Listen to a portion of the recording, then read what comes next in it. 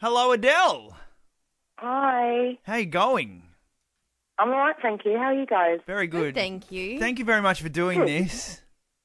Oh, thank you. That's okay. We know you're under strict instructions to actually not really talk to anyone or sing, so we feel very privileged that you're chatting to us today. Yeah.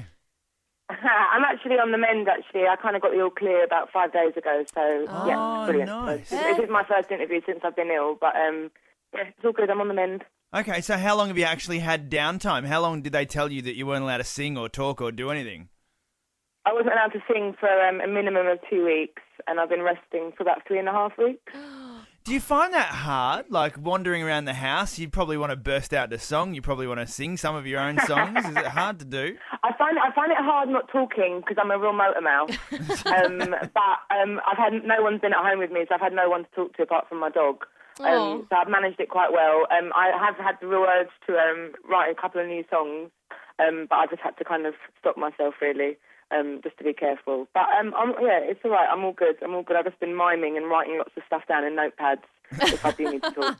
So what were you doing in your downtime? Did you watch a little, some TV, some DVDs, listen to some music? Well, I'm not going, but obviously this weekend it's Glastonbury, and Beyonce's headlining, so I've been getting in the mood for it, even though I'm not going. I'm not allowed to go in case I ruin my voice. I've been watching her Sasha Fierce tour DVD, and trying to learn the routines, the dance routines, which haven't been that successful, and lots of box sets, 30 Rock, and I've been watching Sex and the City and 24.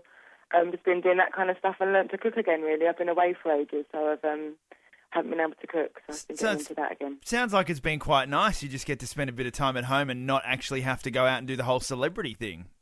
Yeah, it has been really lovely, but it is a little bit weird coming home when you're not meant to be home. Like when you haven't finished something, you feel a little bit like a ghost because no one knows you're home unless you tell them.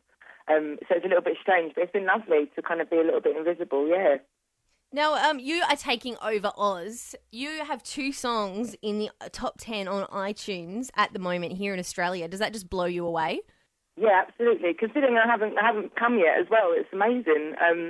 My manager's girlfriend's Australian, so I'm always kept up to date with everything that goes on in Australia anyway, let alone what goes on with me and my music. So she's been on the phone every day. Yeah, there's been a real battle between you and LMFAO over the past few weeks. You've both been taking out the top spot, so I think if you decided to do a collaboration with anybody, they would be the ones to do it with. Or maybe you just need to send someone a hit out on LMFAO so that you can get to the number 1 spot, Adele. Yeah. Now, if you had a choice between Someone Like You or Rolling in the Deep, which one would you want to see go number 1? Oh, God, that was really hard. I don't know, because Rolling in the Deep, I love doing it live and I love performing it, but Someone Like You is a bit of it's very, very special to me. Probably, I don't know, oh, God. I'd say Someone Like You.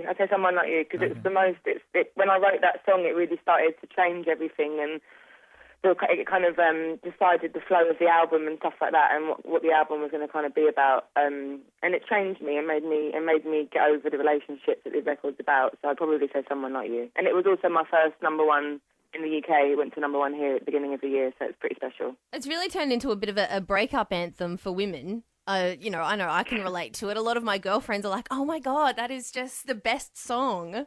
How do you feel about that? Oh, amazing! Oh, it's amazing. It's incredible. Like. It's really bizarre anyway when you write something to kind of as like therapy for yourself and then people enjoy it and let it into their lives for a moment in time. It's the most breathtaking thing ever, so it's amazing. So where did you actually write the song? I was on the end of my bed at home where I am now. I had a cold. I was waiting for my bath to run and I got a text saying that my ex-boyfriend was engaged and so I instead of falling to my knees and dying, I wrote the song there and then. Nice. And what about Rolling in the Deep? Well, I had the first verse and the chorus for Rolling in the Deep for over a year and a half, but it was only a cappella and I couldn't finish it. And I kept trying to come up with bass lines for it, but I couldn't sing it and play something. It was just too complicated for me. And I didn't know what to do with the chorus because the verse was so catchy. And I went to see Paul Epworth, who's a British producer, and he vibed with it straight away, and it was kind of written as I sang it really, and he played it on the guitar, and definitely wouldn't have been able to finish that song and make it into what it was if it hadn't been for Paul.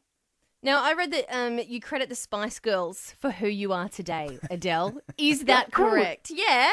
Have you gotten to meet any of them yet? I've met Emma. I met Baby Spice. Okay.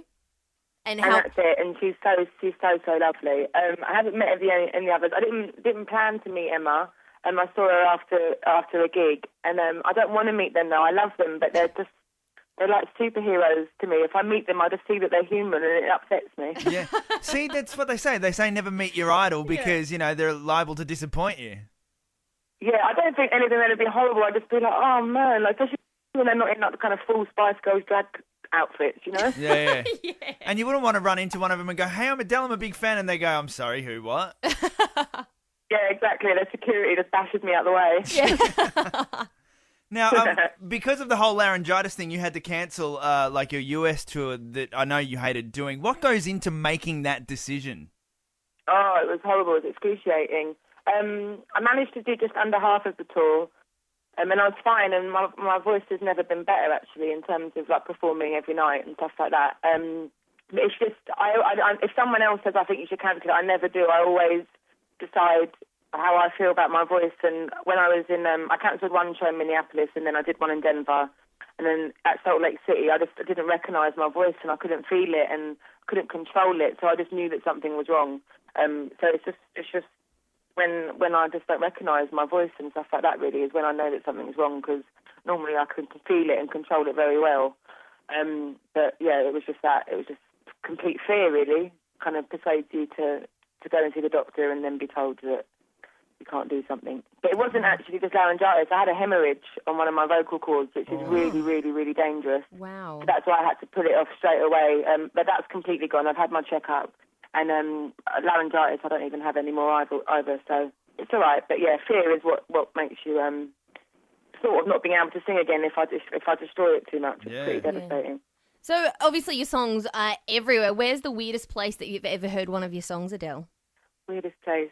Actually, this happened the other day. Actually, it was my friend's birthday, so I popped into this department store to go and he likes cooking, so I went to go and buy like some knives and stuff like that, and like a nice set. And then I was in like the confectionery area buying him like a little kind of surprise bag. It was full of sweets, but it was more for all of us as we got bored. And it was right next to the electrical department. And as I was paying for my sweets, Rolling in the Deep was being blared out of a sound system as a test. And then the person who was buying it knew I was in the shop, so quickly was trying to turn it down, but was just turning it up. It was pretty funny, really. That's great. And like, did you walk over and go, thank you very much, that's more royalties for me? No. Excellent. Thank you so much for your time, and thank you for doing this interview as well. Oh, thank you very much. I'll see you soon, okay? Okay, Yay, bye-bye. Bye. Bye.